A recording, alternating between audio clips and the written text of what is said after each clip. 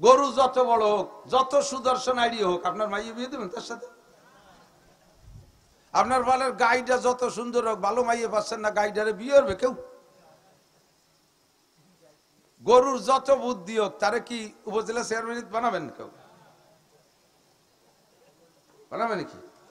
কোন প্রাণী যত বুদ্ধিমান হোক, জ্ঞানী হোক আর সুদর্শন হোক, এমপি বানাবো না, মন্ত্রী বানাবো না, জজ বানাবো না, ম্যাজিস্ট্রেট বানাবো না, কোন জায়গায় তাকে কাজে লাগে না। তাকে হায়াত ছুরির তল পর্যন্ত শেষ। তুমি যে দুটি পাইয়া খুশি, যে দুটি পাইয়া বাস বান্ধে দেশ আর নিবা না, সে দুটি বড় হলি কি হবে তাকে তুমি জানো? কি হবে? বড় হলি একটা এরশাদ শিকদার আর একটা কানা জাহাঙ্গীর, যে দুটি বাড়ি পাইছে আপাতত। আর যে দুটো বাড়ি আসলে এলাকা আলোকিত হয়ে যেত, একটার নাম শামসুল হক আর একটার নাম ফজলুল করিম, সেই দুটি তুমি নেও নাই, আসল দুটি নেও নাই। কথা কর না কে? তো সব রুহু আল্লাহর গোডাউনে আছে, যে কয়টা আল্লাহ দেয়া মঞ্জুর করে নিতে থাকেন, নিতে থাকেন। খাওয়াবে কে? পড়াবে কে? রুজির মালিক কে? এই সে গেলে কয়ে যাই না করলে আর কবে কবে। মুরব্বীরা যারা আছেন বাংলাদেশে, স্বাধীনতা যুদ্ধের সময় ছিলেন, এখনো বেঁচে আছেন, মুরব্বীরা সাক্ষী দেন।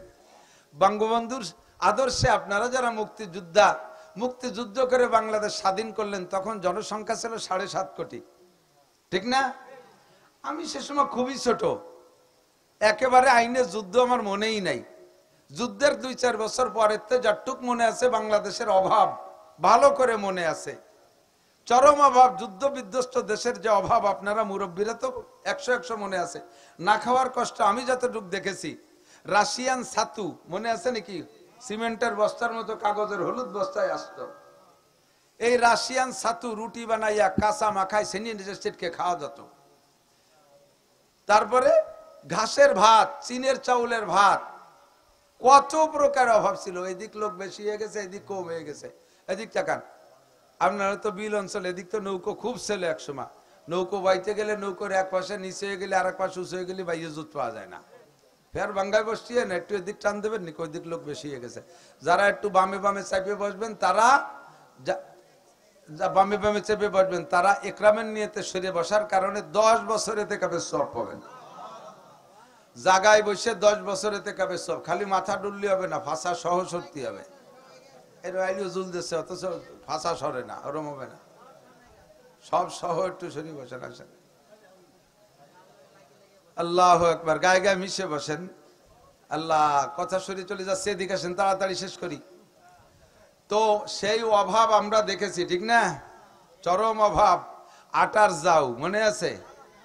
আটার যাও রান্না করে প্লেটে না, তাড়াতাড়ি খাইতে হবে সকালবেলা। আমার নানি আটা দিয়ে আর ডাউল দিয়ে পাতলা পাতলা রান্না করে, ওনার ছেলেরা মাঠেতে আসবে, আমার মামারা, সকালবেলা নাস্তা কলার পাতা উঠোন করে বিছাই দিয়ে তাই বুতি ঢালিয়ে দিয়েছে, যে যাচ্ছে তাড়াতাড়ি জুড়ো হয়ে যায়, সে খেয়ে যেতে পারে।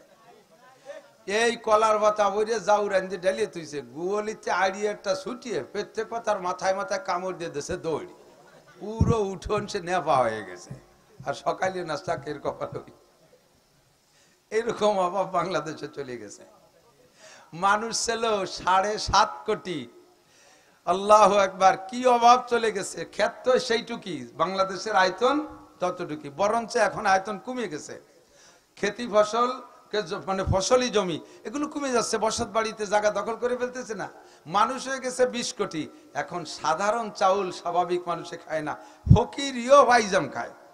একেবারে সত্য কথা। আমার বাড়ির কাছে এক ফকির বিক্রি করে বেড়ে, দিন বইরে ভিক্ষে করে 12 ভেজালি চাউল এনে দোকানে বিক্রি করে। আমি কই, চাচা বিক্রি করো খাওয়ার জন্য, তা বেচো কে?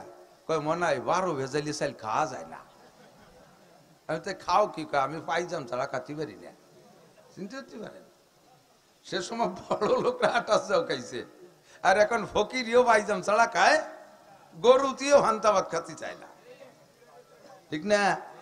তাহলে এখন এই 20 কোটি মানুষ পাইজাম খায়, 29 খায়, 28 খায়। তারপরে কত বড় দাম, কত দামি দামি খায়। পাকিস্তানি বাসমতি চিকুন 300, 400, 500, 600 টাকা চাউলের কেজি খাচ্ছে। 20 কোটি মানুষ খাওয়ায় কে? আল্লাহই খাওয়ায়, ঠিক না? কাজেই আমি সন্তান বন্ধ করে এত বরকত দেয়াতে যাব কেন? আমার বাড়ি যে সন্তানগুলো বরাদ্দ ছিল, তারা আসুক, বলে যাই ভালো। মানুষের দাম বেশি না গরুর দাম বেশি? কথা কয় না। 1 কোটি গরু একটা মানুষের সমান হবে? হ্যাঁ, আমাকে এমপি মহোদয় ফারুক খান সাহেব এ সারা বাংলাদেশের সব গরুরে বেশি কি উনার 1 মিনিটের সমান দাম হবে?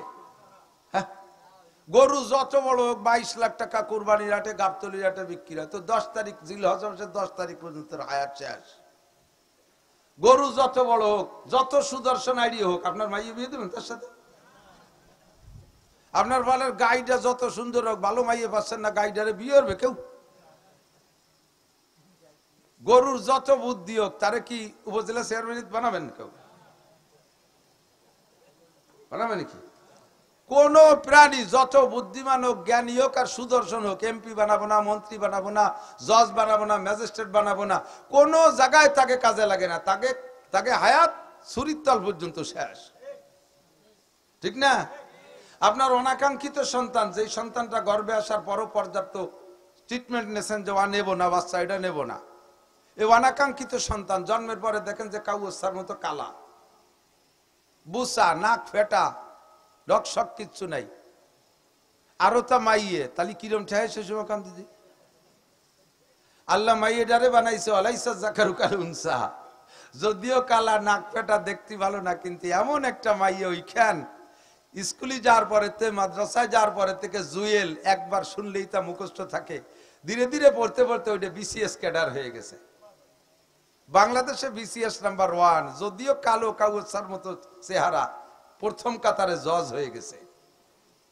1 কোটি, হাজার হাজার কোটি গরুর চাইতে আপনার এই কালামে এটার দাম বেশি না কম? ঠিক না? তো গরুর বাচ্চা দেয় গাভীতে, গাভীটা কেনেন আপনি দেখে শুনিয়ে হাটে যায়, যে যেই গাভীতে বছর বিয়ে নিয়ে, তার আগে বাচ্চা দিলে আরো ভালো, 6 মাসে যদি হয় তাহলে আরো ভালো। ঠিক না? যে গরু সারা দুনিয়ার গরু বেচলে একটা মানুষের সমান দাম হয় না, সেই গরুর বাচ্চা জন্ম দেয় যেই গাইতে, সেই গাইটা কেনেন বছর বিয়ে দেখে। আর মানুষ জন্ম দেয় যেই গাইতে, যেই তার আমাদের মাতৃজাতি, সেই মহিলাটা কিনবেন আপনি দেহে শুনে, যে বংশে ছেলে মেয়ে কম, 1টা অথবা 1.5টা অথবা 2টি। আপনার মতো নির্বোধ হতে পারে না। কথা এসে গেল তাই কয়ে দিয়ে গেলাম। আল্লাহ পাক হেফাজত করুক, আমাদেরকে বেশি সন্তানের মা বাবা হওয়ার তৌফিক দান করে, বলেন আমিন। নবী পাক নিজেই বলেন, তাজাওয়াজুল ওদুদ আল বলুদ ফাইন্নি মুকাসিরুম বিকুমুল উমাম, যে বংশের মায়েরা বেশি সন্তান দেয় সেই বংশে বিয়ে করবা। তোমার শাওড়ির 1 কুড়ি, তোমার 1 ডজন লিও হবে। হ্যাঁ, অত অলিবারা খাতি দেবো কোন যাইতে? খাওয়ানোর দায়িত্ব তোমার কাছে। রুজির মালিক কে? জোর হলো না কে? এদেশের কেউ শান্তি দিতে পারে না, কেউ খাইতে দিতে পারে না। খাওয়ায় আল্লাহ, রুজি দেয় আল্লাহ, সর্বময় ক্ষমতার মালিক আমার। এক বাপের 1 ছেলে 15 বিঘে জমি তুই মরছে, বাপ মরার 3 বছর হইতে সব বেঁচে কিনে তুই ভিটে ছাড়া হইয়া রাস্তার পাশে সাবলার তলে থাকে, প্রমাণ আছে না নাই? আর বাপে কিছু দিয়ে যায় না, 10টা ছেলে মেয়ে ভ্যান চালায়, খাওয়াই দেয়, কোনো মতে একটু ডাঙ্গর বানায় থুয়ে চলে গেছে। মরার পরে টপ টপ করে লেখাপড়া শিখে সেগুলো বড় হইয়া একটা ডাক্তার, একটা ইঞ্জিনিয়ার, একটা ওসি, একটা ডিসি, একটা টিওনো, মেয়েগুলো ডাক্তার ইঞ্জিনিয়ার হয়ে গেছে, এরকমও প্রমাণ আছে না নাই? তাহলে তোমার অর্থ, বিত্ত, সম্পদ, সম্পত্তিতে এতে মানুষ বানাইতে পারে না, এতে খাওয়াইতে পারে না। খাওয়ায় আল্লাহ, পড়ায় আল্লাহ, বাঁচায় আল্লাহ, মারে আল্লাহ, সম্পদের মালিক আল্লাহ। তো আল্লাহ তাআলা সমস্ত রূহকে রুহের জগতে জমা করে রাখছে। যে কথা বলতে যে সরে চলে আসছি, সমস্ত রূহ আমরা ওই জায়গায় ছিলাম। ইব্রাহিম আলাইহিস সালাম হজের আজান দিয়েছে, মনে আছে নাকি? ইব্রাহিম আলাইহিস সালাম হজের আজান দিয়েছে। জীবিত মানুষ যারা দুনিয়ায় ছিল সবাই তো শুনছে, আর রুহের জগতে আওয়াজ পৌঁছে গেছে, ও জায়গা থাইকা আমরাও লব্বাইক বলেছিলাম। হজের আজানের জব কি? লব্বাইক। আমার সাথে একটু বলবেন। 1 কোটি হাজি যখন আরাফাতের ময়দান থেকে মুজদালিফার দিকে সন্ধ্যার পরে মাগরিবের আজানের পরে রওনা দেয়, আর সবাই একসাথে তলবিয়া পড়ে, এমন একটা মজার আওয়াজ শোনা যায়, এমন একটা কণ্ঠ আসে, পাগল হয়ে যেতে হয়, মানে দিলটা খুশি হয়ে যায় একেবারে। ওর চাইতে মজা আমি জীবনের কোনোটাই পাই না। একসাথে যখন পড়ে লব্বাইক আল্লাহুম্মা লব্বাইক, পড়েন লব্বাইক আল্লাহুম্মা লব্বাইক, লব্বাইক লা শারীকা লাক লব্বাইক, ইন্নাল হামদা ওয়ান নি'মাতা লাকা ওয়াল মুলক লা শারীকা লাক। আমার সাথে আরেকবার বলেন, লব্বাইক আল্লাহুম্মা লব্বাইক, লব্বাইক লা শারীকা লাক লব্বাইক, ইন্নাল হামদা ওয়ান নি'মাতা লাকা ওয়াল মুলক লা শারীকা লাক। এটা হলো হজের তালবিয়া। আমরা সবাই রুহের জগতে এই আওয়াজটা শুনে এই তালবিয়া পড়েছিলাম, তো সবাই পড়ে নাই, সবাই পড়ে নাই। মুফাসসিরিনে কিরাম লেখে এই আওয়াজ ওই জায়গা পৌঁছানোর পরে যারা লব্বাইক বলেছিল, যারা ওখানে লব্বাইক বলেছিল, দুনিয়ায় আসার পরে তারা যত গরিব হোক, বিশ্বের যত কাবাঘর থেকে যত দূরে হোক, যত গরিব হোক, যদি ও জায়গা লব্বাইক বলে থাকে তাহলে দুনিয়ায় আসার পরে সে একবার না একবার হজ হোক আর উমরা হোক এর জন্য মক্কায় যাইতেই পারবে, কোনো সমস্যা নেই। আল্লাহ তাআলা তাকে নিয়েই ছাড়বে, যে কোনো পদ্ধতিতে নেবে। আপনাদের এই মোকশেদপুরের সন্তান কোন গ্রাম তা আমার জানা নাই, রেস্টায় আমাকে দাদা হতো। আমাদের সুলতান শাহী স্কুলে, সুলতান শাহী হাই স্কুলে উনি মাস্টারি করতেন। আমার বাপ চাচাদের ফুফা হইতো, কোন দিক দিয়ে তা আমার ভালো করে জানা নেই, অনেক আগের কথা। রিটায়ার্ডের পরে উনি পাগল হয়ে গেলেন। তো আমি সে সময় মৌলানা হয়ে গেছি, দেখা হইলে বলতো নাসির দোয়া করিস হজে যাব। বিলকুল পাগল, একেবারে পাগলই হয়ে গেছে, নাসির দোয়া করিস হজে যাব। আমরা তামাশা মনে করতাম যে হজের পাগল আগের থেকে ছিল, এখন পাগল হয়ে গেছে তাই হজের পাগলামি করে। এই করতে করতে করতে করতে হজের জাস্ট হজের মাসখানিক আগের থেকে বুড়ো বাংলাদেশে নাই, পাসপোর্টও করে নাই, কিচ্ছু নাই, খালি পাগল, এমনি রোড পাগলই হয়ে গেছে। নামাজ পড়ে পড়ে না, পাগলামি করে বেড়ায়। কয় দোয়া করিস হজে যাব, যার সাথে দেখা কয় তারে কয় দোয়া করিস হজে যাব। মাসখানিক আগের থেকে এলাকার থেকে উধাও, লোকটারে খুঁজে পাওয়া যাচ্ছে না। আল্লাহু আকবার। হজ শুরু হওয়ার 3-4 দিন আগে মক্কা থেকে একটা লোক ফোন দিয়েছে বাড়ি, কাকা আমার কাছে আসলো কিভাবে? উনি ঘুরতে ঘুরতে তার কাছে গেছে। কার কাছে? উনি ছাত্র বয়সে যে বাসায় লজিং থাকতেন পড়ার জামানায়, সেই বাসাওয়ালার ছেলে মক্কায় চাকরি করে, তার বাসায় যাই উঠছে। সেও দেখে আশ্চর্য, উনি তার কাছে চলে গেছে। কাকা কিভাবে আসলেন? কয় হজে আসছি। পাসপোর্ট? কয় তা জানি না। পাসপোর্টও নাই, ভিসাও নাই, বিমানের টিকিট নাই, হজে চইলা গেল, কে নিল আল্লাহ জানে। সে জায়গা থেকে ফোন করে বাড়ি জানাই দিছে কাকা আমার কাছে হজে আসছে। এবার হজের জন্য সাথীদের সাথে হজে চলে গেছে। হজ শেষ করার পরে সেও আর তারে খুঁজে পায় না, আর বাংলাদেশে আসে নাই। কোথা থেকে কোথায় চলে গেছে। আল্লাহর আশেক, আল্লাহর পাগল, রহে মেরা মস্কান হওয়ালিয়ে কাবা, বনে মেরা মদফন দিয়ারে মদিনা, ওহা জলওয়া ফরমা হায়াতুন নবী হায়, ওহি জায়রিনে মাজারে মদিনা। জিন্দেগিতে একটা বার হলে যেন আল্লাহ পাক আমাদেরকে হজ নসিব করে, বলে না আমিন। আমার বিশ্বাস 6 বার আমি তো বলেই ফেলাইছি লব্বাইক, 6 বার বলেই ফেলাইছি আলহামদুলিল্লাহ। 28 তারিখে আসছি, ছোট 2 ছেলেকে নিয়ে গেছিলাম রোজার পরে। আমার বয়ানে শুনেছেন আমার ছেলেরা হাফেজ হলে আমি উমরা পুরস্কার দেই। তো বড় দুটো আগে 19 সালে করাইছি, বড় দুইটার আবার দ্বিতীয়টা সে গত আগের রমজানে একা করে আসছে। ও বলতেছে আব্বু আমার একটু মক্কায় যাইতে মনে চাচ্ছে, একটু মদিনা যাইতে মনে চাচ্ছে। একা একাই চলে গেছে, টাকা দিয়ে পাঠাই দিছে। আর একেবারে ছোট দুটো এবার হাফেজ শেষ হয়েছে, ওই দুইটাকে এবার নিয়ে নিজের সাথে করে ঘুরে নিয়েছি। মোট দিয়ে 6 বার গেছি। ভিতরে জ্বালা উঠে গেছে, এখন মনে চাইতেছে না বাংলাদেশে থাকতে। ঘুম শরীফে নামাজ পড়তেছি, ঘুমাইলেই স্বপ্নে দেখি মসজিদে নববীর জামাতে নামাজ পড়তেছি, ঘুমাইলেই স্বপ্নে দেখি যে জাহাজে যাইতেছি, ঘুমাইলে স্বপ্নে দেখি বিমানে যাইতেছি। ভিতরে জ্বালা এসে গেছে। ও দোস্ত, ভিতরে জ্বালা তৈরি করেন মুসলমানের সন্তান হইয়া 12-34 উড়াকান্দি যান ঠাউর বাড়ি হিন্দুকের সাথে। এরকম কিছু আল্লাহ আল্লাহ লোক আছে না? আল্লাহ আল্লাহ বুজুর্গ বেজিরগু উড়াকান্দি যা মুসলমান আছে না নাই? কতক্ষণ আছে না নাই? পাসপোর্ট ভিসা করছে ইন্ডিয়া যাবে ভ্রমণ করতে, আছে না নাই? পাসপোর্ট ভিসা করছে সিঙ্গাপুর যাবে দেখতে, আছে না নাই? পাসপোর্ট ভিসা করছে লন্ডন যাবে, আছে না নাই? তার পাসপোর্ট ভিসার ভিতরে তার বিদেশ সফর সূচির ভিতরে মক্কা মদিনা নাই। কপাল পোড়া মুসলমান। জিন্দেগিতে সিদ্ধান্ত নেন, আমার সাথে এইবার যে উমরা করে আসছে এই সে রূপসার ঘাটে কুলি, রূপসার ঘাটের কুলি, ও জায়গার থেকে তার কাছে ফোন গেছে, মক্কায় থাকা অবস্থায় ফোন গেছে ওখান থেকে, তুমি কোথায় মাল আসছে? তো বলতেছে আমি এই তারিখে আসবো, এরপরের থেকে আমার জন্য মাল রাখেন। লোকটা ওই জায়গা কুলি, উমরাতে আইসেও কুলিগিরি করবে, জীবনের শুরু থেকে দৈনন্দিন ইনকামের থেকে কিছু পয়সা ডানি রাখে, আলাদা করে রাখে। যখন টাকার পরিমাণ হয়েছে 2 লাখ, 1,45,000 টাকা ট্রাভেলসে দিয়ে বাকি 65,000 টাকা, 55,000 টাকা নগদ টাকা নিয়ে এই লোকটা আমাদের সাথে এবার উমরা করে আসছে। কিছু জানে না, আলিফ বা তাসা কিছু জানে না। শুনলে হাসবেন, এই ঘটনা আমার সামনে পিছিয়ে যায়। উমরা করতে তো একসাথেই গেছি, আমরা একটু আগে চলে আসছি, উনরা বুড়ো কজন পিছিয়ে পড়ছে। আইসে আমার কয়, হুজুর তওয়াফ করার পরে পরে সাফা মারি চলে আইছি, তওয়াফ করার পরে সাফা মারি চলে আইছি। আমি কি করে, বাংলাদেশে সাফা মারো, এই জায়গায় সাফা মারছো? কিরম সাফা মারলেন? কয় যে এই পাহাড়ের থেকে ওই পাহাড়ে 7 বার গেছে, এর সাফা মারা কয় না, সফা মারোয়া। সফা মারোয়ারে উনি চাপা মারি চলে গেছে। হাসতে হাসতে রুমির সবাই গড়ে যায়। এই হলো পাবলিক। তারপরও সে আল্লাহর মহব্বতে, রসুলের মহব্বতে মক্কা মদিনা গেছে। যাবেন না ইনশাআল্লাহ? জীবন বীমা অন্য লাইনে করতেছেন না, জীবন বীমা একটু হজ উমরার নিয়তে করেন। আসেন ইনশাআল্লাহ, যাবেন, ভালো লোকদের সাথে যাবেন, সব জায়গা দেখতে পারবেন।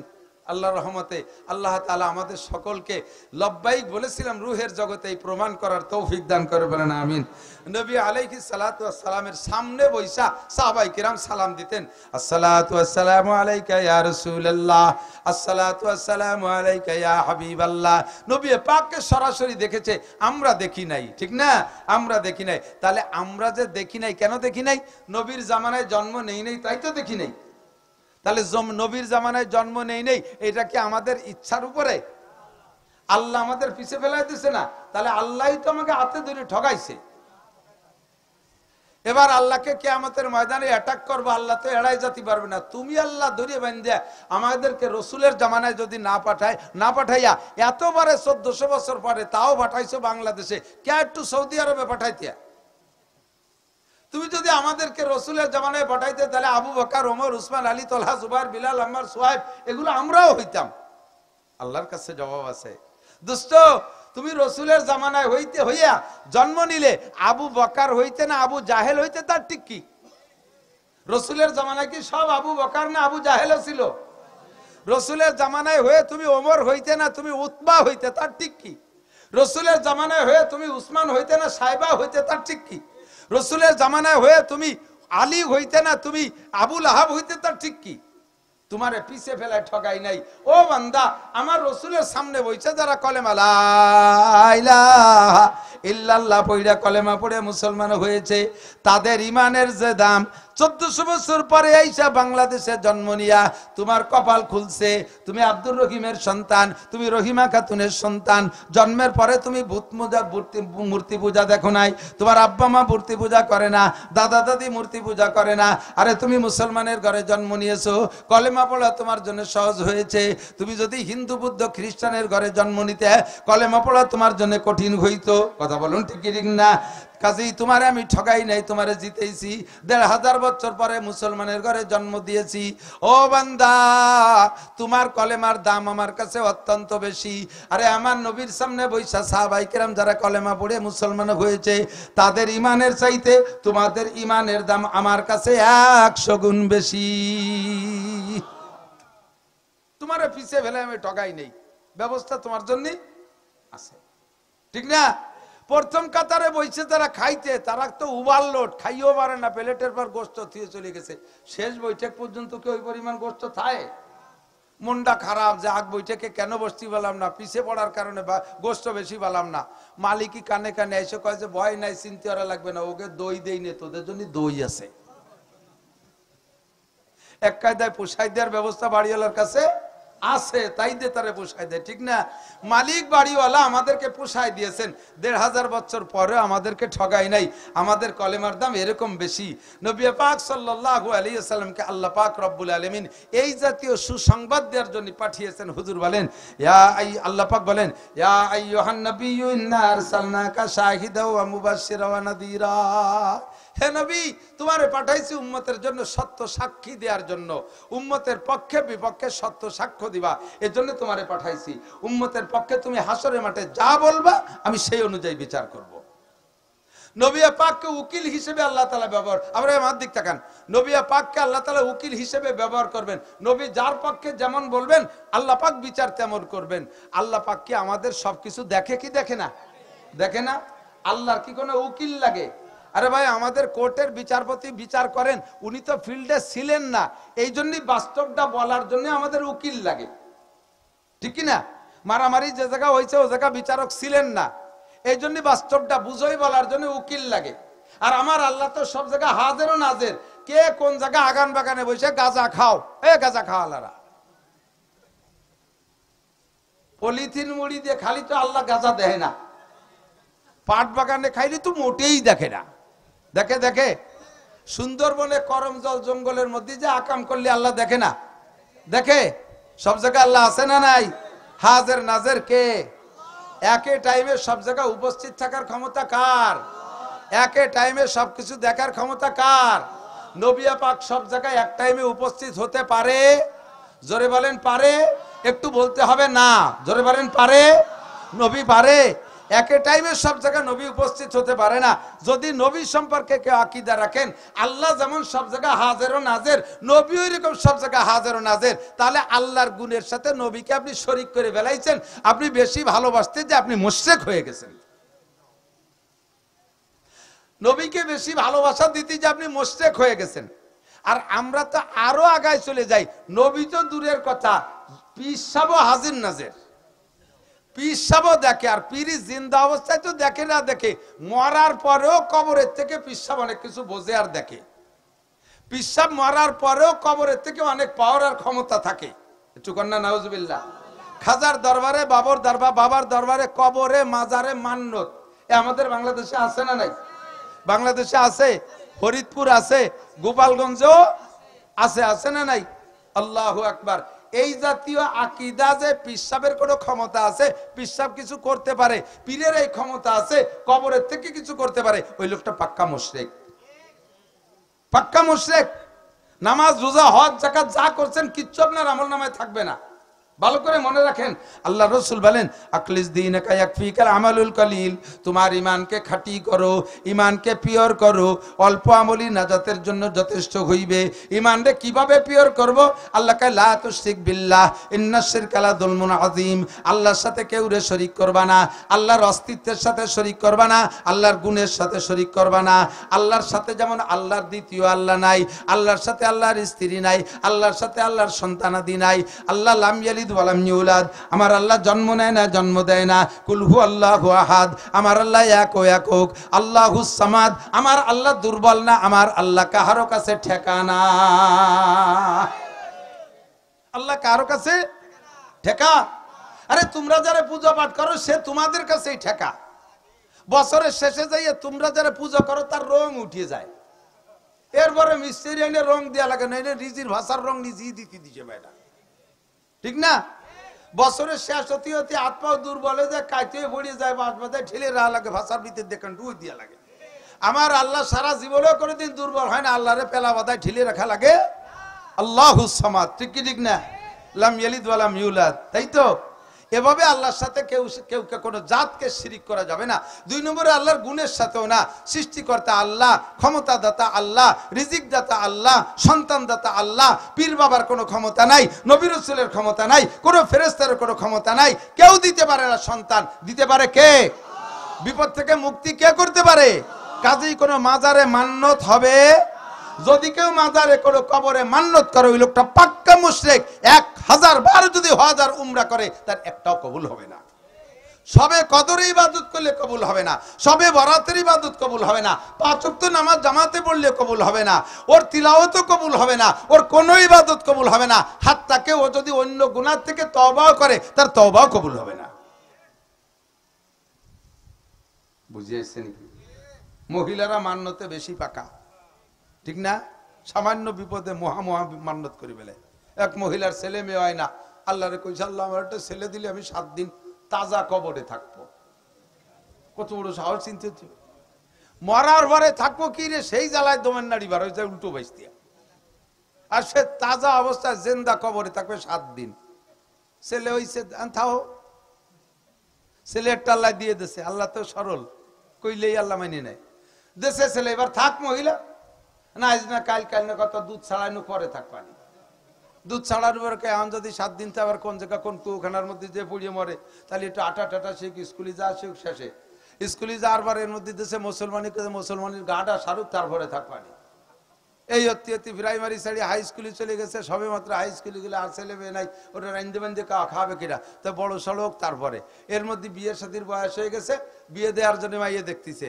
এই মাইয়ে দেখার ভিতর দিয়ে স্বপ্ন দেখতে যাই, তোর ছেলেরে বিয়ে দেওয়ার আগে তুই কিন্তু 7 দিন কবরে থাকবি, তাহলে কিন্তু তোর ছেলেও মরবে, বউও মরবে, তুইও মরবি। ফাইনাল মা ফারিবার যাবা কোন জায়গায়? এখন ছেলের কাছে, বাপ তোর জ্বালাইতে মান্যত করছিলাম, কি করা যায় কয় মা আমি কবরে থাই, তুমি বেশি চাও। কয় তোর জ্বালায় আমি মান্যত করছি, তোরে মারি কি আমি বাসা ঠিক হবে? আমি তো উড়ো মরিয়ে যাবো। তো কবরেরটা খোঁজ, কবরেরটা খুঁজে এক পাইছে একটু ভুটো রাইস। প্ল্যান প্রোগ্রাম করছে 2 মেভূতি, স্বপ্নে দেখতেছে যে কোনো পাইছে ভুটো রাখলি হবে না। এই জাতীয় মান্যত জায়েজ নাই, এই জাতীয় মান্যত করলে তা পুরো করা ওয়াজিব না। ভালো করে মনে রাখেন, এই জাতীয় মান্যত জায়েজ নাই। যদি করে বসেন কেউ, তাহলে পুরো করা ওয়াজিব না। যদি কেউ মান্যত করছে, আল্লাহ কয় কি, গাজী কালু যদি একটা ছেলে দাও, তাহলে আমি একটা গাজীর গান দেব। সুবহানাল্লাহ, কি বিল্লাহ। গাজীর গান মান্যত করছে, ছেলে একটা হইছে, এখন গাজীর গান দিতে হবে। মশালা আসে তো আমার কাছে জিজ্ঞাসা করে, এই জায়গা গাজীর গান মান্যত করছেন, ছেলে হইছে, গাজীর গান দেওয়া যাবে না। গাজীর গান জায়েজ নাই, দেবেন না। কয় যেতে মান্যত, সব মান্যত পুরো করা লাগে না, বেশির বেশি আপনি করতে পারেন। গাজীর গান উপলক্ষে যে টাকাটা আপনি বরাদ্দ করছিলেন, ওই টাকাটা গরিবদের মধ্যে দিয়ে দেবেন। গাবেন না, গাজীর গান দেবেন না। মসজিদি মান্যত মানছেন, আমার যদি আল্লাহ একটা ছেলে দেয়, তাহলে মসজিদে আমি 5,000 টাকা দেব।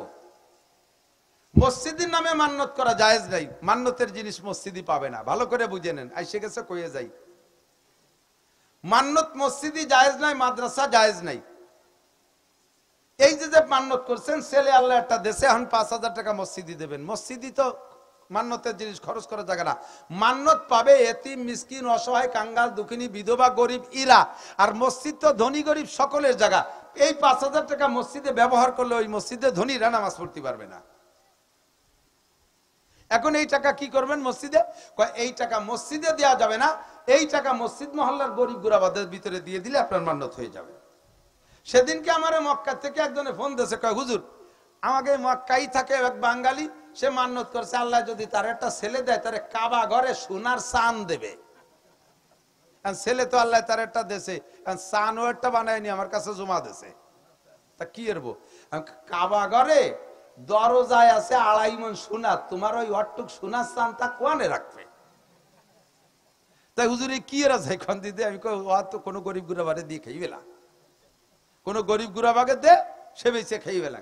সানের ওজন কটুক বানাইছে, কয় যে 1 আনা দিয়ে। কোথায় কাবা ঘরের দরজা 2.5 মণ সোনা, 1 আনা সোনা মানিয়ে তুইছে, হিসেব নিকেশ করে মানতে হয়। এই জাতীয় মান্যতে ইমানের উপরে খতরা হয়। লা তুশরিক বিল্লাহ, আল্লাহর সাথে শিরক করবা না। আল্লাহ পাক বলেন ইন্নাল্লাহা লা ইয়াগফিরু আন ইউশরাকা বিহি ওয়া ইয়াগফিরু মা দুনা যালিকা লিমান ইয়াশা। ও বান্দা, যা করিস আর না করিস, ইমানকে ঠিক রাখবি, ইমান রে ঠিক রাখবি। ইমানের ভিতরে যেন শিরিক না ঢোকে, ইমানের মধ্যে যেন কুফর না ঢোকে। আমার মা বোনরা সতর্ক, এ কাজে মহিলারা বেশি দুর্বল। মোটা মোটা মান্যত করে ফেলাই দেয়, বাবার দরবারে, খাজার দরবারে খাঞ্জেলি মান্যত করে, পীরির দরবারে, সে পীরির দরবারে। এ সমস্তগুলো মানবেন না। আরে রসুলের নামে মান্যত করা জায়েজ নাই, সদস্য পেমার নামে মান্যত করা জায়েজ নাই, সরমুনের নামে মান্যত করা জায়েজ নাই, কাবা ঘরের নামে মান্যত করা জায়েজ নাই, মসজিদের নামে মান্যত করা জায়েজ নাই। তা মান্যতটা করবো কার নামে? কয় মান্যত হবে একমাত্র আল্লাহর নামে। কার নামে? মানলে মানবা আল্লাহর নামে। সিস্টেম কি? আল্লাহ তুমি যদি আমার একটা ছেলে দাও, তোমারে 1,000 টাকা দেব। যা কইছি তার কতি কতি জায়গা মতো আছি, এ জায়গা প্রতিবাদ করেন কা? ঠিকই আছে। আল্লাহ তুমি যদি আমার একটা ছেলে দাও, তোমার 1,000 টাকা দেবো। আল্লাহ ছেলে একটা দেশে, এবার আল্লাহরে 1,000 টাকা দেবেন। আল্লাহ কোন মক্তবে থাকে? আল্লাহ কোন মাদ্রাসায় থাকে? আল্লাহ কোন জায়গা থাকে? আল্লাহ কা ইয়াদুল্লাহ ফি আইদিল ইয়াতামা, ইয়াদুল্লাহ ফি আইদিল ফুকারা, ইয়াদুল্লাহ ফি আইদিল মাসাকিন। আল্লাহর হাত ফকিরের হাতের মধ্যে, ফকিররে দিলে আল্লাহ পাইয়া যায়। ইয়াদুল্লাহ ফি আইদিল মাসাকিন, মিসকিনের হাতের মধ্যে আল্লাহর হাত, মিসকিনরে দিলে আল্লাহ পাইয়া যায়। ইয়াদুল্লাহ ফি আইদিল ইয়াতামা, এতিমের হাতে দিলে আল্লাহ পাইয়া যায়। ওরে বাবার দরবারে মৈশকে দিলে ওরা খাইয়ে বেলায় আল্লাহ পায় না। ও জায়গা তাগড়া তাগড়া মোসালা শয়তান আছে না? যত মাজারে দেখছেন মোসালার গুলো সব সেই জায়গাতেই উঠছে। উরে মোষের মধ্যে বান্দর ফলাতে পারে, যে মোষ কাটে না, মোষ যে দাড়িতে উমো মাথায় চুলি মোটা মোটা সানি সাপের মতো জট বানাইছে, খালি গায়ে বসে থাকে, বগল এত বড় ঝুলি রয়েছে। ও জীবনে কোনোদিন বগল ছাপ করে নাই, ঠিক না? আরে মিয়া এদিক তাকান, এই দাড়ি জীবন ভরে রাখছি, এতে ময়লা হয় না, গন্ধ হয় না, শুকিয়ে দেখেন হয়। চুল মাথায় রাখেন, পরিষ্কার রাখবেন, সাবান নেবেন, শ্যাম্পু নেবেন, ময়লা হবে না, গন্ধ হবে না। বুকে কত ক্যাশ আছে, বড় হচ্ছে কত বড়, ময়লা হয় না, গন্ধ হয় না। রানেও কত লোম আছে, জীবনেও পরিষ্কার করি না, ময়লাও হয় না, গন্ধ হয় না, ঠিক না? নির্দিষ্ট যে কয় জায়গার লোম নবী পরিষ্কার করতে বলছেন, ওই জায়গার লোমগুলো টাইম ওভার হয়ে গেলে দেখবেন ময়লাও হয়, গন্ধও হয়, ঠিক না? আল্লাহু আকবার। তুই উপরে চুল দাড়ি, মোসার চুল যাই আছে মোসার দাড়ি, মাথার চুলের ভিতরে জীবনে কোনোদিন সাবান শ্যাম্পু লাগাই নাই, পরিষ্কার করে নাই, ওর মাথার চুলের ভিতরে জট হয়ে যায়, ঠিক না? আরে সাহাবায়ে কিরাম মাথায় বাবরি রাখছেন, তাদের মাথায় জট হয় নাই। সব সাহাবাদের স্ত্রীদের মাথায় লম্বা চুল ছিল, জট হয় নাই। সমস্ত ইমামদের মাথায় বাবরি চুল ছিল, অনেকের মাথায় জট হয় নাই। আমরা উলামায়ে কিরাম কতজনে বাবরি রাখি, মাথায় জট হয় না। ওই মাজারে আর বাজারে যে কটা থাকে, তাকে মাথায় জট হয়। জটের বেসন পায় কোন জায়গা? রাতের বেলা শয়তানের রাস্তাতে শুয়োরের পায়খানা আর সুইংগাম চাপাইয়ে নিয়ে ওর চুলিয়ার দাড়িতে পাক দেয়, সেই জায়গা থেকে শুরু হয়। আর সেই ডেরে মনে করে যে খোদা প্রদত্ত কোনো নিয়ামত হয়েছে, নাজিল হয়েছে। এগুলো শয়তানের সুইংগাম চাবাডু আর শুয়োরের পায়খানা, ঠিক না? আর যে জীবনে কোনোদিন মোষ কাটে নাই, চুলের এই অবস্থা, বগলে ঝুলিয়ে গেছে, তার দুই বগল সাফ করলে একখান রান্নাঘরের এক সালে ছাউনি হয়ে যায়, শোন কিনা লাগে না। ও কি নিচে ভাড়া কোনোদিন হাত দেশে বলে মনে হয়? ও বাসা আমাবস্যই গেছে। এর কাছে শয়তানও যায় না বমিয়ারে। আর মহিলারা যাইয়া তার একটা যদি কোনো জায়গা মরিয়ে কবর দেয়, সেই জায়গাটিয়ে দুনিয়ার মান্নত সান্নত মানতি তালে থাকে। ও শয়তান, ওর কাছে যারা মানছে তারাও শয়তানের চেলা চামুন্ডা। আখলিস দীনকা ইয়াকফিকাল আমালুল কলিল, তোমার ঈমান রে খাঁটি করো, অল্প আমলি নাজাতের জন্য যথেষ্ট হবে। কোনো পীরের কোনো ক্ষমতা, বাবার কোনো ক্ষমতা, খাজার কোনো ক্ষমতা, গাজীর গানের ক্ষমতা, কোনো মূর্তির কোনো ক্ষমতা, কোনো মন্দিরের কোনো ক্ষমতা, লা ইলাহা ইল্লাল্লাহ ইনিল হুকমু ইল্লা লিল্লাহ, ফয়সালা হয় সব উপর থেকে, আসমান থেকে। ওমা কি বলা হবে, সামা রিজকুকুম ওয়া মা তুআদুন। আরে বাবার দরবারে থেকে রিজিক বন্টন হয় না, রিজিক বন্টন হয় আসমান থেকে, ঠিক কি ঠিক না? আমার ইমানকে ফ্রেশ করি, আল্লাহ পাক আমার ইমানের বদৌলতে আমাকে এক বস্তা নেকি দান করবে। নবী পাক সাল্লাল্লাহু আলাইহি সাল্লামকে আল্লাহ পাক আমাদের জন্য সত্য সাক্ষ্য দাতা হিসেবে পাঠিয়েছেন। যে কথা বলতে যে অনেক দূরে সরে চলে আসছি, সব জায়গা নবী দেখে না, আল্লাহ দেখে। সব জায়গা নবী উপস্থিত থাকে না, আল্লাহ উপস্থিত থাকে।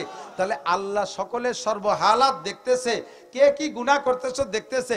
আল্লাহর তো বিচার করতে কে সাক্ষীর দরকার হওয়ার কথা না, আল্লাহর তো কোনো সাক্ষীর প্রয়োজন নাই। আল্লাহ নিজেই তো ধরে, এই তোর আমি দেখছি, তোর এই টাল্টু, তোর আমি দেখছি, তুই আমাকে পার্কে যাই আমাকে ফ্যামিলির সাথে বসে বসে গাছতলা বসে বসে গল্প করছিস, এ করছিস কি করছিস না। আল্লাহ একের ধরা বন্ধা দূরে ফেলিবার আর কাজে আছে নাকি?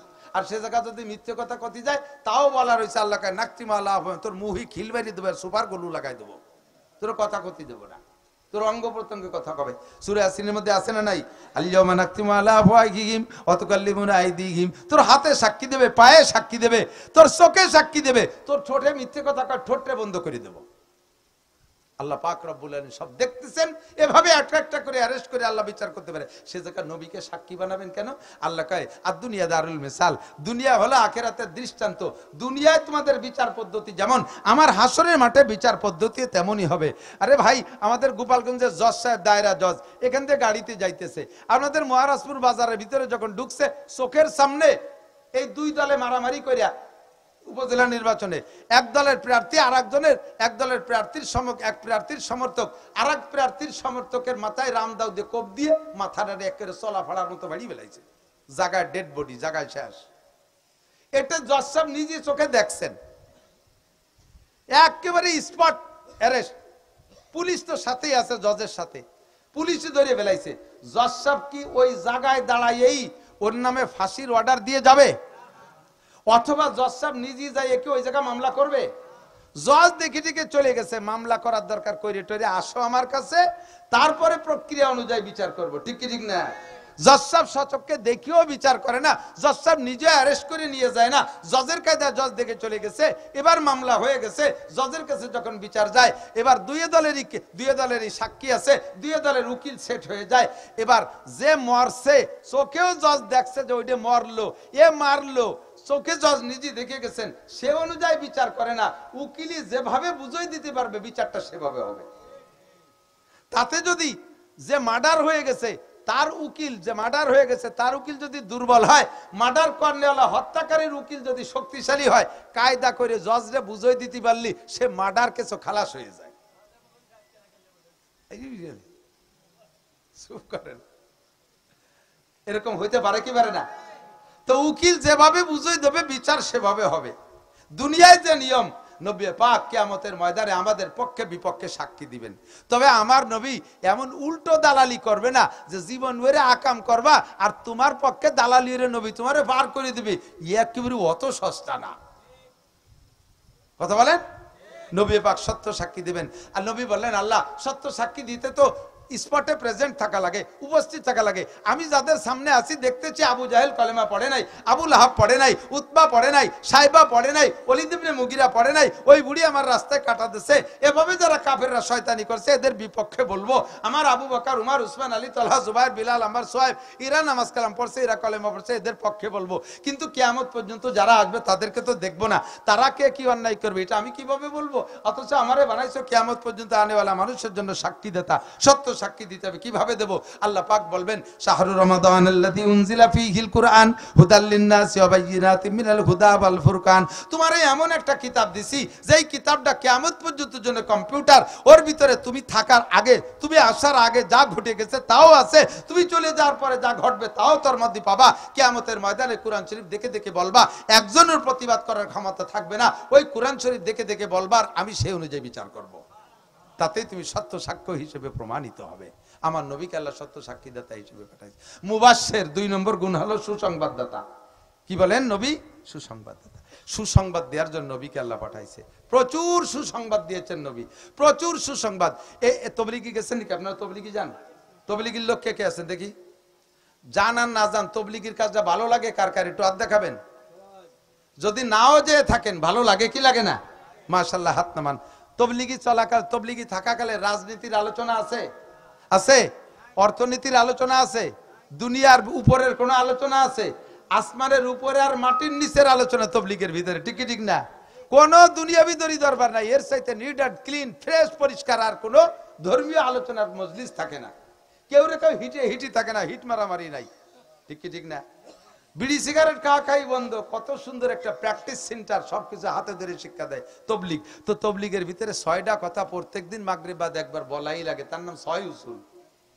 যারা আছে একদল তবলিগ বিপক্ষের, এই যুবকরা বসো, কাজ আছে।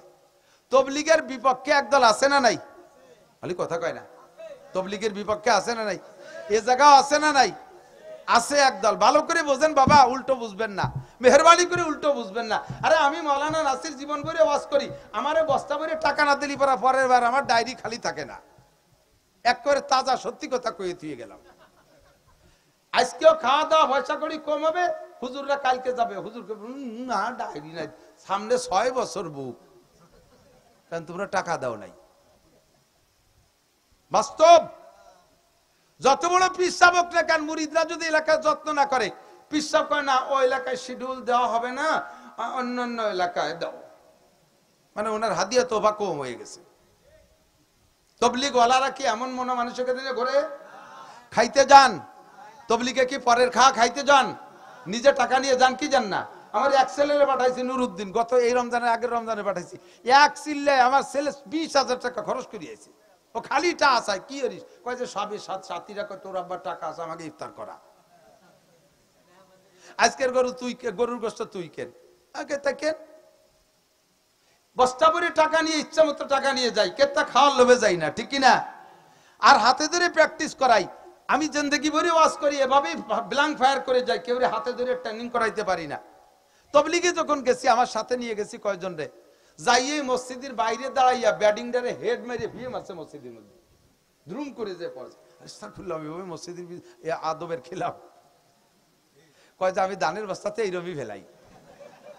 তো দানের বস্তা ফেলানোর তবলিগির বস্তা হেড মেরে ফেলাই দিয়ে যাইয়া পাশের বাড়ির দিক ফিরে, সেই বাড়ির দিক ফিরে রান এই পর্যন্ত বেরোই দিয়ে বিড়ি একটা দরাই বিড়ি পেশাব করতে হয়েছে। আমি কই গোষ্ঠী শুদ্ধ বাড়ি খেয়ে যাবানি আজকে। ওই বাড়ির মেয়ে ছেলে যদি তোমারে দেয় যে তুমি সেই বাড়ির দিক ফিরে মুক্তি বইছো, বিটাকে ভাটাই দিলি মুতা অবস্থায় বাড়ো আবার আগাই দিবে না, পিছনে যাইয়া মাথার বার গামছা একখান দিলাম, আর একদিক ফিরে টানি টানি রান ঘিরে দিছি। প্র্যাকটিক্যালি আমল করাইছি, যেটা জীবনেও কেউ কোনোদিন করে না। এটা তবলিগি গেছি বিদায় তবলিগির সিস্টেম অনুযায়ী আমল করাইছি। কথা বলেন ঠিক ঠিক না? নামাজে দাঁড়াইছে দিশে পায় না, পাও বেসালের মতো, পার গোড়া মিশাই দিয়ে মাথা দুই দিক, অথচ পুরো বডি আঙ্গুল মাঙ্গুল সব কিবলামুখী হওয়া ফরজ। নামাজের ভিতরে কিবলামুখী হওয়া, নামাজের ফরজ কয়টি? জোর হলো না কয়টি? আর কান হাকাম কয় ফরজ? তার মধ্যে একটা কিবলামুখী হওয়া ফরজ। শুধু মুখখান কিবলার দিকে না, পুরো বডি। আপনি পার গোড়া মিশিয়ে রাখছেন, মাথা দুই দিক ফাঁকা করে রাখছেন, আপনার পাও দুইখানটা খুলে ছাড়িয়ে দেন তো কিবলার দিক যায় নাকি? একখান চলে যাবে দক্ষিণ আমেরিকার ওই পাশে, আর একখান চলে যাবে উত্তর রাশিয়ার ওই ধারে। কিবলা ভাগে পাবে না, এক পাবো, ঠিক কি ঠিক না? তাহলে এখানে দাঁড়ানোর যে এই সিস্টেমটা, এটা কোনোদিন পিসাব হাতে ধরে শিক্ষা দেয় নাই। আমরা বক্তারা মাঠে বসে শিখাই না, এটা দাওয়াতে তাবলীগের মধ্যে হাতে ধরে শিক্ষা দেয় কি দেয় না? খানা খাইতে বসছেন যখন একসাথে খান, কেমন যেন ছাগলের মতো কলমি খাচ্ছে, কষার কষার কষার কষার, সাথে তো 3-4 জনে খায়, আর কজন বমি দিচ্ছে চাবানোর সুর শুনিয়ে। এ ভাত কটা খাইছেন জীবন ভরে, মা বাপের কাছে খাওয়া শিখছেন, তাও চাবানো শেখেন নাই। আল্লাহর রহমতে তবলিগি গেলে হাত, আমির সাহেব বলে ওভাবে খেতে হয় না, ওভাবে খেতে হয় না, আস্তে আস্তে বিনা শব্দে খাওয়ার চেষ্টা করেন, মুখ বন্ধ করে চাবান, পাশের ভাইয়ের যাতে ঘৃণা লাগে, এই ঘৃণা না লাগে এজন্য সেভাবে লক্ষ্য করে চাবান। এভাবে শিক্ষা দেয় কি দেয় না? মসজিদের মধ্যে উভতে শুয়ে রয়েছে, 2 গড় দেওয়ার পরে লুঙ্গি উঠে চলে এসে মাথার উপরে। ইমাম তবলিগের আমির সাহেব যায় পিছন দিয়ে যায়, লুঙ্গিটারে টানিয়ে দিয়ে সজাগ করে কয় তলে গিরিয়ে দিয়ে শোন। এ কেউ কোনোদিন শিখাইছি? কোন বক্তা মাঠে কথা হাতে ধরে শিখাইছি লুঙ্গি গিরিয়ে দিয়া? কোন পিসাব শিক্ষা দিয়েছে? কাজেই তবলিগের কেন আপনি সমালোচনা করবেন? তবলিগের কেন আপনি সমালোচনা করবেন? তবলিগের সমালোচনা মানে নবী পাকের সরাসরি দাওয়াতের কাজের সরাসরি প্রতিবাদ করা, নবী ওয়ালা কামের বিরোধিতা করা। আপনার ঈমান নিয়ে মরার ভিতরে সন্দেহ হয়ে যাবে ইনশাআল্লাহ। আল্লাহর কাছে পানা চান যেন আমি জিন্দেগিতে তবলিগ আরে করতে পারেন আর না পারেন। শেখ সাদি আল্লামা শেখ ফরিদউদ্দিন আত্তার রহমাতুল্লাহ আলাইহি বলেন, কুওয়াতে নেকি নাদারি বদমাকুন পর ওজুদে খুদ সে তামবে হদমাকুন। নেকি করতে পারো না পারো, কমপক্ষে গুনাহ করো না।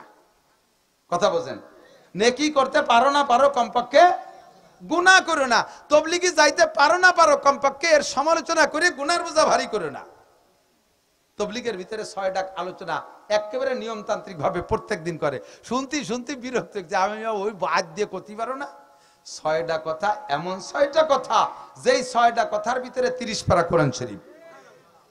আহলে হক বড় উলামায়ে কিরামরা 6টা কথা দেন, আমারে দায়িত্ব দেন, আমি 6টা কথার আলোচনা করব ইনশাআল্লাহ। আজকে বসবো আর সূরা ফাতিহা শুরু থেকে নিয়ে বসবো, 30 পারা কোরআন শরীফ শেষ করব, বুখারী শরীফ শেষ করব। 6টা কথার বাইরে চাইতে আর কোনো উপায় নাই। ওই 6টা কথার ভিতরে পুরো 30 পারা কোরআন শরীফ এবং নবী পাকের অসংখ্য হাদিস সবর ভিতরে লুকায়িত আছে। এখন বক্তা যেমন তার বক্তব্যের পরিসর তেমন, জীবনে কোনোদিন জানে না কিছু, আজকে মাত্র তবলিগীকে তারা শিখিয়ে দিয়েছে। তবে মোটামুটি 6টা কথার উপরে চলতে পারলে মোটামুটি ভাবে ইসলামী মুসলিম জিন্দেগির উপরে চলা সহজ হয়, এইভাবে কয় না? সেই 6টা কথা কি? কলেমা, নামাজ, ইলম, জিকির, ইকরামুল মুসলিমিন, দাওয়াত, তবলিগ, সহিহ নিয়ত, এই 6টা কথা। এই লোকরা যদি বলা হয় তুমি কোরআন শরীফ পড়ে 6 কথার তাফসীর করো, পারবে? ক্লাস 1-এর ছাত্ররা এর বক্তৃতা দিলে পারবে নাকি? পারবে না। এই 6টার ভিতরে যেটা বলবো বলে আমি এতখানি ছড়া বড়ায় নইছি। আবার এদিক দেখেন, 6টার মধ্যে আছে কি? ইলম, জিকির, ইলম, খেয়াল, ইলম, জিকির। এই ইলম ও জিকির বলতে গিয়ে জিকির বিভিন্ন প্রকার জিকির আছে, জিকিরের কথা আগে বলে নাই, কয় যে সবচাইতে শ্রেষ্ঠ জিকির হলো কি বলা হয়, সবচেয়ে শ্রেষ্ঠ জিকির তিলাওয়াতে কোরআন। সবচেয়ে শ্রেষ্ঠ জিকির কি? কোরআন শরীফের চাইতে বড়, তিলাওয়াতের চাইতে বড় কোন জিকির হইতে পারে না। আল্লাহ পাক বলেন ওয়াকিমিস সালাতা তারাফাইন নাহারি ওয়া যুলাফাম মিনাল লাইল ইন্নাল হাসানাতি ইউযহিবনাস সাইয়্যাত যালিকা যিকরা লিয-যাকিরিন উতলু মা উহি ইলাইকা মিনাল কিতাব ওয়াকিমিস সালাহ ইন্নাস সালাতা তানহা আনিল ফাহশাই ওয়াল মুনকার ওয়ালা যিকরুল্লাহি আকবার, ওয়ালা যিকরুল্লাহি আকবার। নামাজ সবচেয়ে বড় জিকির, কারণ নামাজের মধ্যে তিলাওয়াত আছে। নামাজের মধ্যে কি আছে? তিলাওয়াত আছে। এভাবে জিকিরের কথা বলে টলে বিভিন্ন পীর সাহেবের যদি ওজিফাতে শেষ জিকির করবেন। এবার এলেমের কথা বলতে যেটা বলবো বলে খেয়াল, এদিক এদিক এলেমের ব্যাপারে বলতে গিয়ে বলে এলেম সম্পর্কে দুইটা কথা, ফাজায়েলে এলেম আর মাসায়েলে এলেম। আমি জায়গা মতো চলে আসছি, আমার ওয়াজের মূল উদ্দেশ্য এখানে ফাজায়েলে এলেম আর মাসায়েলে এলেম। ফাজায়েলে এলেম কি? এলেমের ফজিলত বর্ণনা করা, এলেমের বড়ত্ব বর্ণনা করা। শরিয়াতের বিধিবিধান যেটাই আলোচনার ভিতরে আনবো, ওর ভিতরে এই দুইটা দিক আছে, ফাজায়েল আর মাসায়েল। ফাজায়েল আর মাসায়েল। ফাজায়েল আর ফাজায়েল মানে লাভ কি, এটা করলে লাভ কি, আর মাসায়েল হলো ওই ইবাদতটা করার পদ্ধতি কি। বুঝেন নাই কথা? ফাজায়েলটা আগে বলতে হবে, কারণ মানুষ যদি লাভ না বোঝে তাহলে সেই ব্যবসার মধ্যে যায় না। এই জন্য ব্যবসার আগে লাভ বুঝাইতে হবে। বিদেশ যাবা, কোন জায়গা যাবা? কয় যে বিদেশ, ইন্ডিয়া যাব। ইন্ডিয়া তো বিদেশ। গেলে কি হয়? বাংলাদেশের টাকার চেয়ে দ্বিগুণ দাম ওই দেশের টাকা। না বুঝে তো বাংলাদেশেই ভালো। তা কোন জায়গা? সৌদি আরব। কত? ও জায়গায় 1 টাকার দাম 35 টাকা। তাহলে মোটামুটি যাওয়া যায়। আর কোন বিদেশ? কুয়েত যাওয়া যায়। সে জায়গা কত? তার সে জায়গার 1 টাকার দাম বাংলাদেশের 300 টাকা। তাহলে এখানে যেতে হবে। যে জায়গার টাকার দাম বেশি সেই বিদেশ যাইতে হবে। ফাজাইল বুঝলি সেই জায়গার লোভ হয় বেশি, ঠিক কি ঠিক না? এই জন্য আগে ফাজাইল বলতে, তারপরে মাসাইল। যেমন আমার দিক তাকান, একটা মশালার দিকে যাই। মেসওয়াক আছে পকেটে? 400-500 মানুষ আছেন, একটু দেখানতে কার কার কাছে আছে। কষ্ট দিচ্ছি নাকি? বেয়াদবি মাফ করবেন। আমার একখান সহ 2, 3, 4, 5 কিরা যেন লাইটু চলছে। দেহাতি কইছে মেসাক আছে লাইট। 500 মানুষের মধ্যে 5 জন 5 খান মেসওয়াক পাইছি। এদিক তাকান। 1 কোটি টাকার বিরাসটা বানাইতে 1 কোটি টাকা লাগছে। পেস্ট কিনে নিয়ে আসছেন, পেস্টের দাম 1 লক্ষ টাকা। ধরে নেন 1 কোটি টাকার বিরাস দিয়ে 1 লক্ষ টাকা দামের পেস্ট ব্যবহার করলে, একটা নেকিরে 100 ভাগ করলে তার 1 ভাগে যেটুক হয় সেটুক নেকি হবে না। 1 কোটি টাকা দামের বিরাস, লক্ষ টাকা দামের পেস্ট ব্যবহার করলে একটা নেকির অর্ধেক কোনার কোনাও হবে না। গাছের ডাল ভাঙ্গে আপনি একটা মেসওয়াক বানাইবেন। আল্লাহর নবী বলেন লাউলা নাশুক্কা আলা উম্মতি লামারতুহুম বিসওয়াকি ইনদা কুল্লি সালাত ওয়া ফি riwayatin ইনদা কুল্লি ওযু। আমি যদি উম্মতের জন্য কঠিন মনে না করতাম তাহলে 5 ওয়াক্ত নামাজ ও ওযুর সময় তার জন্য মেসওয়াককে ফরজ করে দিতাম। মেসওয়াক এত ইম্পর্টেন্ট, এত গুরুত্বপূর্ণ।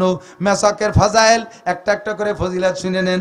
আল্লাহর নবী বলেন যদি তুমি গাছের ডাল দিয়ে মেসওয়াক করো, গাছের ডাল দিয়ে মেসওয়াক করো, নেকির দিক দিয়ে ফজিলত শুনে নাও। মেসওয়াকের সুন্নত মনে করে একবার আমল করলে তোমার আমল নামায় 100 শহীদের সওয়াব লেখা হবে। সুবহানাল্লাহ কয় না রে? 100 শহীদের সওয়াব কর না সুবহানাল্লাহ। আরে বাংলাদেশি শহীদ না, ওই যে সাতপার যে দেখি শহীদ গয়েশ্বর চন্দ্র, হিন্দু হয়ে শহীদ হয়নি কোনোদিন। ওহুদ বদর খন্দকে যারা শাহাদত বরণ করেছে সেদিন দেখে আসছি 70 জন, ওহুদের 70 জন শহীদের কবর জিয়ারত করে আসছি। বদরে 14 জন শহীদ। এইরকম শহীদের 100 শহীদের যাই নাকি একবার মেসওয়াক করলে আখেরি উম্মতকে আল্লাহ তাআলা এই পরিমাণ নেকি দান করে। করবেন না? মেসওয়াক করবেন না? মেসওয়াক নাই কোন বাড়ি, বিরাস আছে সব বাড়ি। এমনকি মাদ্রাসার তালবে আলিমরা পর্যন্ত বিরাস করে। আমার সারা জীবনে 2 বার বিরাস কিনছি, আর 2 বারই হয়তো 2 থেকে 4 বার আমি ব্যবহার করছি। আমি ব্যবহারই করতে পারি না। প্রায় আজকে 30 বছর যাবত পান খাই, 30 বছর পান খাই, অন্য কোনো পেস্ট পাউডার ব্যবহার করি না। এই মেসাকই ব্যবহার করি। 30 বছর পান খাই, ডেলি খুব একটা বেশি খাই না, একটা শেষ হলে আর একটা খাই। আমার দাঁত হয়ে যাওয়ার কথা ছিল গুইয়ে বাবার আর বিসির মতো কালা, আল্লাহর রহমতে অত কালা হই নেই। মেসাকই ব্যবহার করি। একবার মেসাক ব্যবহার করলে আপনার আমল নামায় 100 শহীদের সওয়াব। এবার মেসাক ব্যবহার করলে আর একটা লাভ বলবো। নবী পাক বলেন 5 ওয়াক্ত নামাজের সময় যে ওযু করো, এই ওযুতে যদি মেসাক করে ওযু বানাও, ওযুতে যদি মেসাক করে ওযু বানাও, তাহলে তোমার ওই নামাজ পড়বা নামাজ 1 ওয়াক্ত, তোমার সওয়াব দেওয়া হবে 70 ওয়াক্ত নামাজের। এভাবে আমাদের আগায় যাওয়া দরকার। নবীকে এই সুসংবাদ দেওয়ার জন্য আল্লাহ পাঠাইছে, ইয়া আইয়ুহান নাবিয়্যু ইন্না আরসালনাকা শাহিদা ওয়া মুবাশশিরা, সুসংবাদ, খালি সুসংবাদ। এবার নবী আমারে বললেন নাসির, বাশশিরু ওয়ালা তুনাফিরু, ইয়াসসিরু ওয়ালা তুআসসিরু, উম্মতকে সুসংবাদ দাও, তাহলে উম্মত আমলের প্রতি আগ্রহী হবে। ওয়ালা তুন ইয়াসসির বাশশিরু ওয়ালা তুনাফিরু, ভয় দিয়ে ভাগাই দিও না, ভয় দিয়ে ভাগাই দিও না, কঠিন কঠিন মশলা বলো না। ইয়াসসিরু ওয়ালা তুআসসিরু, কঠিন কঠিন মশলা বলো না, সহজ সহজ মশলা বলো। আরে ভাই বিরাস কিনতে টাকা লাগে, মেসাক কিনতে টাকা লাগে। কিনলি কিনার মেসাকও আছে, কিন্তু বিনা পয়সা আমাদের আগান বাগান ভরে মেসাক আছে না নাই? লাস্ট ফিনিশিং মেসাকের সবচেয়ে বড় ফজিলত, মুসলমান এদিক সবচেয়ে বড় ফজিলত, যারা নিয়মিত মেসাক করবেন মরণকালে তাদের কলেমা নসিব হবেই হবে। আর আগেই বলে নিছি, মান কানা আখিরু কালামিহি লা ইলাহা ইল্লাল্লাহ ফাদাখালাল জান্নাহ, যেই লোকটার মরণের সময় জমানে কলেমা উচ্চারণ হইল, ওই লোকটা যেন জান্নাতে চলিয়াই গেল। ওকে জান্নাত থেকে ঠেকানোর মতো আর কোনো বাধা নাই, মরণটাই ছিল তার বাধা। মরার সাথে সাথে তার রূহটাকে আল্লাহ পাক কবরে নিয়া জান্নাতের আলো বাতাস তার রূহের সাথে সেট করে দিবে, জান্নাতের সব নাজ ও নিয়ামত ব্যবহার করবেন। এই মরণকারে কলেমা পাইতে হলে নিয়মিত মেসাক, এইটা হলো মেসাকের ফজিলত। এর নাম হলো ফাজাইল ইলম। এর নাম কি?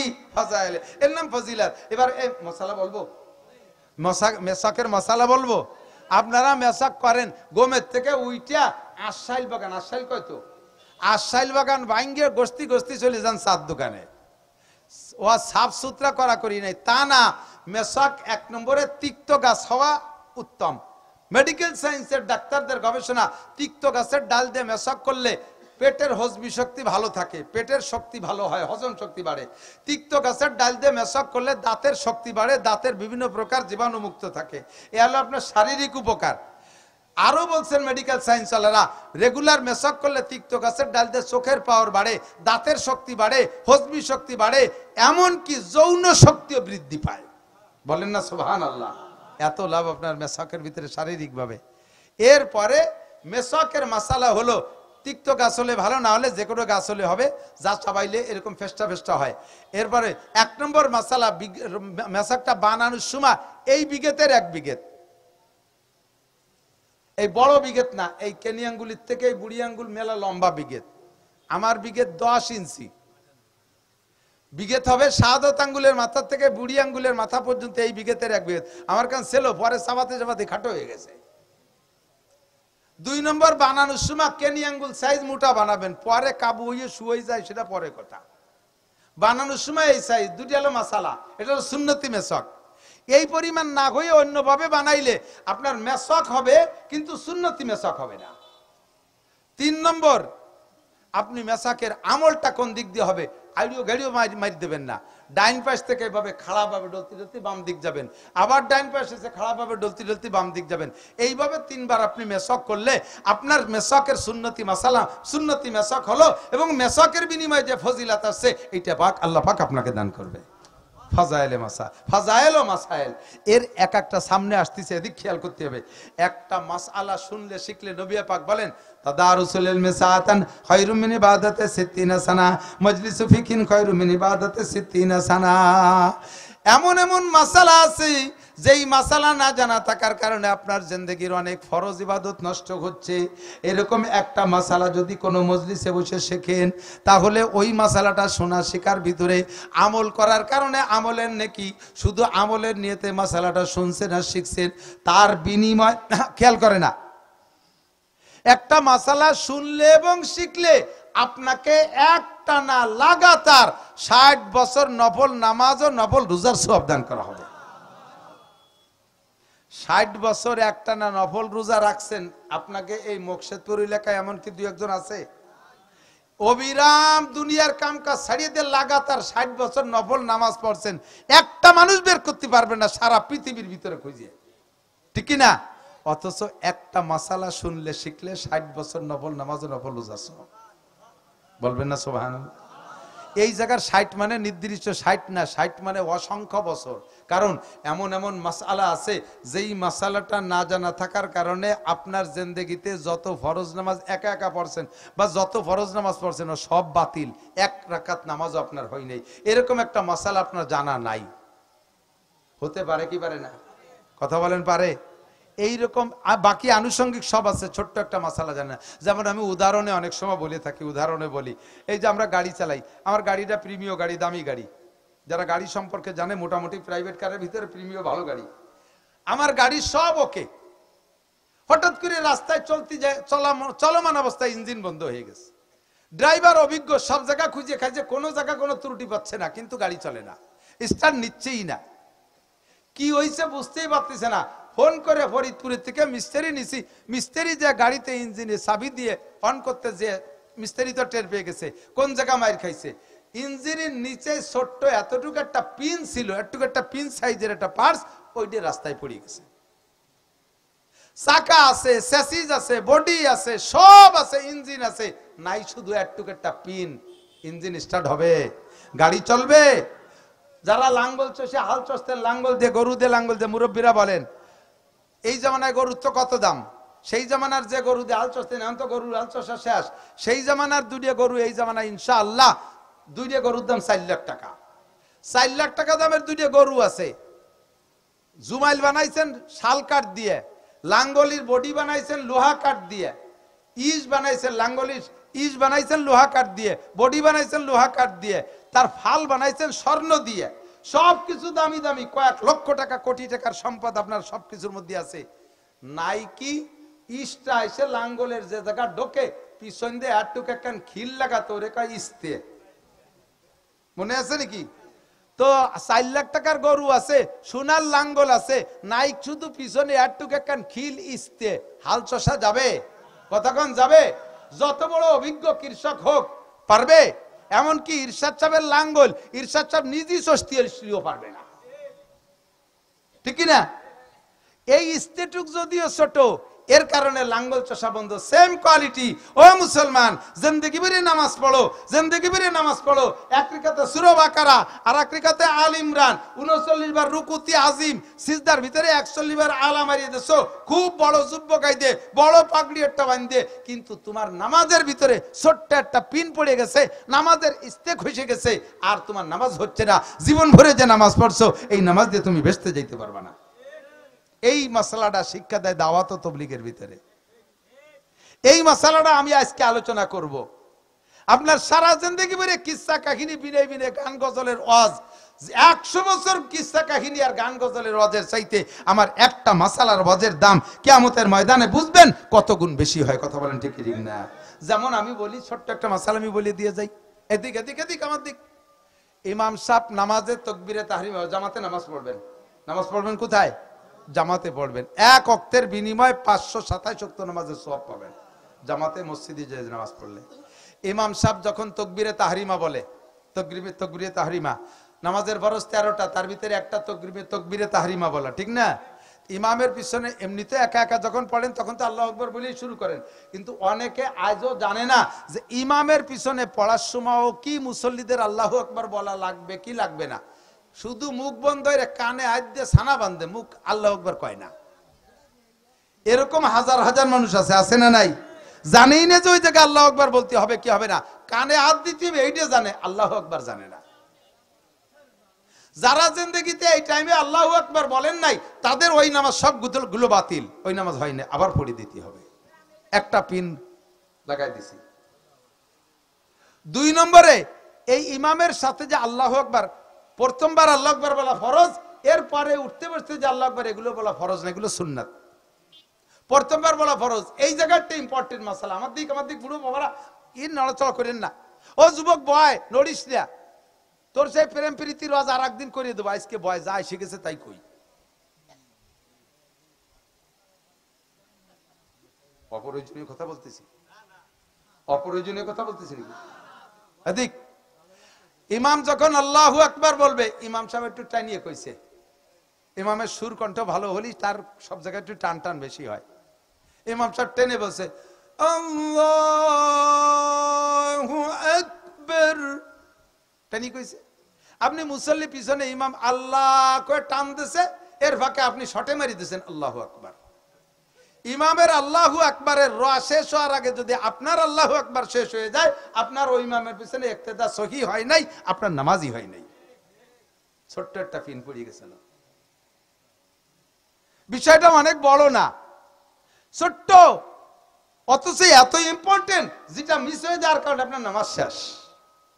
এর একটা মাসালার দাম 60 বছর না 60 লক্ষ বছরও যদি কেউ হায়াত পায়, 60 লক্ষ বছরও যদি হায়াত পায়, 60 লক্ষ বছর নফল নামাজ আর নফল রোজা রাখে, তার চাইতে একটা মাসালার দাম বেশি। কারণ এই মাসালাটা আপনার ফরজ নামাজকে নষ্ট করতেছে। কথা বোঝেন নাই? ও দোস্ত, মাঝে মাঝে নফল নামাজ পড়বেন, মাঝে মাঝে নফল পড়বেন, খুব বেশি পড়বেন, নফল খুব বেশি পড়ে রাখেন। কেন? এদিক তাকান। আপনার বিভিন্ন কারণে এই জাতীয় ফরজ নামাজ নষ্ট হয়ে রয়েছে কত ওয়াক্ত, তা আপনি জানেন না। কত ওয়াক্তে ফরজ নামাজ এরকম নষ্ট হয়ে রয়েছে তা আপনি জানেন না। কিয়ামতের ময়দানে নামাজকে নামাজ দিয়েই জবাব দেওয়া লাগবে। নামাজের গ্যাপ অন্য কিছুতে পূরণ করা সম্ভব হয়। আমার মা বোনরা খেয়াল রেখো, আপনার যদি ফজরের 2 রাকাত নামাজ কম থাকে আমল নামায়, আপনার 1000 খতমে কোরআন দিয়ে ওই গ্যাপ পূরণ করা হবে না। বোঝে নাই যে কথা? ফাঁকে আর একটু কথা বলে নেই, তাহলে বুঝতে সহজ হবে। এদিক তাকান। এক বিড়ি খালি নেকি হয় না গুনাহ হয়? মদ খাইলে, জিনা করলে, একটু কর না, চুরি করলে, মিথ্যে কথা, গীবাত শিকায়েত, সুদে কারবার, নামাজ না পড়লে গুনাহ হয় না। নামাজ না পড়লে কি হয় না? গুনাহ হয় না। গুনাহ যাতে হয়, তওবা করলে তা মাফ হয়ে যায়। বোঝেন এই যে, গুনাহ যদি হয় তওবা করলে মাফ হয়ে যায়। নামাজ না পড়লে গুনাহ হয় না, কাজেই নামাজ না পড়ে তওবা করলে মাফ হয় না। বুঝতে হবে, আমার দিক ভালো করে বোঝেন। নামাজ ছেড়ে দিয়েছেন জীবন ভরিয়ে, মরার আগে আস্তাগফিরুল্লাহ পড়ে মরলেন, যদি আস্তাগফিরুল্লাহ নামাজ মাফ হয়ে যায়, তা আমি বিটা জীবন ভরিয়ে পড়বো কে? আমিও মরার আগে আস্তাগফিরুল্লাহ পড়ে মরবো। পার্থক্য থাকার দরকার আছে না নাই? নামাজিকে নামাজের বিনিময়ে প্রতিদান দেওয়া হবে। নামাজ আস্তাগফিরুল্লাহ ক্ষমা হবে না নামাজ না পড়লে। আরে হজ না করলে গুনাহ হয় না, হজ না করলে গুনাহ হয় না। হজ না করে আপনি আস্তাগফিরুল্লাহ পড়বা, তোমার হজ মাফ হবে না। যাকাত না দিয়ে আস্তাগফিরুল্লাহ পড়বা, যাকাত মাফ হবে না। এই মুসলমান, তুমি রোজা না রাখা আস্তাগফিরুল্লাহ পড়বা, রোজা মাফ হবে না। এই রোজা না রাখলে গুনাহ হয় না, হজ না করলে গুনাহ হয় না, নামাজ না পড়লে গুনাহ হয় না, যাকাত না দিলে গুনাহ হয় না। তা ওয়াই কি? এর জন্য একটা জেল বরাদ্দ আছে। এক ওয়াক্ত নামাজ না পড়লে 200-500 গুনাহ হয় না। এক ওয়াক্ত নামাজ না পড়লে 230 কোটি 40 লক্ষ বছর জাহান্নামে পূর্তি হবে। গুনাহ একটা হবে না, কিন্তু ওই পরিমাণ জাহান্নামে পূর্তি হবে। তাই দেখিয়েই গেল।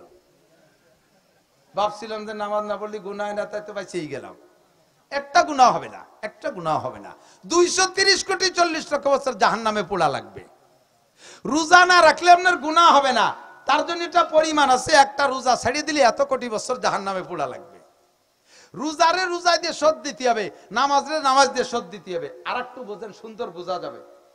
আমার একেবারে চোখের সামনে বাস্তব একটা ওয়াকিয়া। কোন এক এলাকার নাম বলবো না, সেই এলাকার আত্মীয় স্বজন থাকতে পারে, বেশি দূর না। ওই এলাকায় এক সুফি সাহেব, সুটপার হুজুর রহমাতুল্লাহ আলাইহি, আপনাদেরই তো সন্তান, হুজুরের ভক্ত ছিলেন। এই ভদ্রলোক সুফি সাহেব এক ডাক্তারের কাছে থেকে 300 টাকার ওষুধ খাইছে। আজ দেয় কাল দেয় করতে করতে 3 বছর সেই ডাক্তারের টাকা দেয়নি। এর মধ্যে তবলিগা লাগে না কাছে তশকিল হইয়া উনি 3 চিল্লে চলে গেছে। চিল্লে 3টে দিয়ে আইসা ওই জায়গাতে শুনছে যে মানুষের হক নষ্ট করলে আল্লাহ এটা ক্ষমা করে না, মানুষের হক নষ্ট করলে আল্লাহ ক্ষমা করে না। প্রত্যেক 2 পয়সার বিনিময়ে 7 রাকাত নামাজ দেয়া লাগবে। এটা হয় টাকা পরিশোধ করবেন হক, নইলে তার কাছ থেকে মাপ চেয়ে নেবেন। তবলিগিতে এইটা শুনিয়ে আইসা এবার ওই সুফি সাহেব ডাক্তার সাহেবের কাছে চলে গেছে, যাইয়া কত বড় কৌশলী সুফি সাহেব, তবলিগি যে একটু ওয়াজও শিখছে, সুন্দর করে সাজাই গোছায় বলতেছে, ডাক্তার সাহেব কেমন আছেন? আমি তবলিগি থেকে 3 চিল্লে দিয়ে আসছি, এই সবে মাত্র কাইলি আসছি, আমার মনের ভিতরে মানতেছে না, আপনার কাছে চলে আসছি। ডাক্তার সাহেব, তবলিগি যে সব কিছু শিখছি, যা জানতাম না সব শিখছি, পরাণ কাঁপতেছে ভয়তে, কখন মরি, আপনিও আমার আগে মরতে পারেন, আমিও আপনার আগে মরতে পারি, এই জন্য দুনিয়ার থেকে সব ঝামেলাগুলো মিটে যাওয়ার কথা বলছে তবলিগে। তো নিজের ডাকে বলতেছে, আপনি আমার জীবন ভরে যা শক্ত কথা বলছেন আমি আপনার আল্লাহর রাস্তায় মাফ করে দিলাম। উনি ওনারে মাফ করে দিল, সুফি সাহেব ডাক্তার সাহেবের মাফ। আর আমি আপনার কাছে জীবন ভরে যা পাবো টাকা পয়সা সব আপনারে মাফ করে দিলাম। ডাক্তার সাহেবের মাফ করে দিয়েছে। তাহলে উনি যখন এত ডালিয়ে দিয়েছে, তাহলে এবার ডাক্তার সাহেবেরও দায়িত্ব এসে গেছে মাফ করে দিয়া। এবার ডাক্তার সাহেবকে বলতেছে, আপনি আমার যদি কোনো, আমি যদি আপনার কিছু বলে থাকি আল্লাহর রাস্তায় মাফ করে দেন। ডাক্তার সাহেব কয়, হ্যাঁ মাফ করে দিলাম। আর আপনি যদি আমার কাছে কোনো টাকা পয়সা পাওয়া না থাকে তা আল্লাহর রাস্তায় মাফ করে দেবেন। ডাক্তার সাহেব কয়, সব মাফ করে দিলাম, টাকা 300 ফেলাও, টাকা 300 দাও। কয় তা কি মাফ সালাম? তা মাফ করলেন কি? মাফ করলাম হলো, এই টাকা দেওয়ার কথা ছিল 3 বছর আগে, এই আগে দিস নেই, এই 3 বছর ঘুরাইছিস, এতে যে গুনাহ হয়েছে এটা মাফ করে দিলাম, বাকি টাকা ফেলা। আল্লাহ কয়, নামাজ টাইম মতো পড়ার কথা ছিল, তা পড়িস নেই, অসময় পড়ছিস, ব্যাগটায় কাইন্দে দে, এই লেন্দির গুনাহটা আমি মাফ করে দেব, বাকি টাকা ফেলা।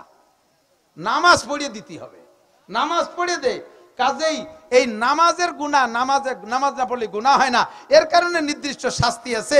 এই শাস্তিতে বাঁচতে হলে নামাজকে নামাজ দিয়ে শোধ দিতে হবে। ও মিয়া, সবে বরাতে অত লম্বা নফল পড়েন না, সবে কদরে লম্বা নফল পড়েন না, ওই রাত্রে উমরি কাজা আদায় করেন।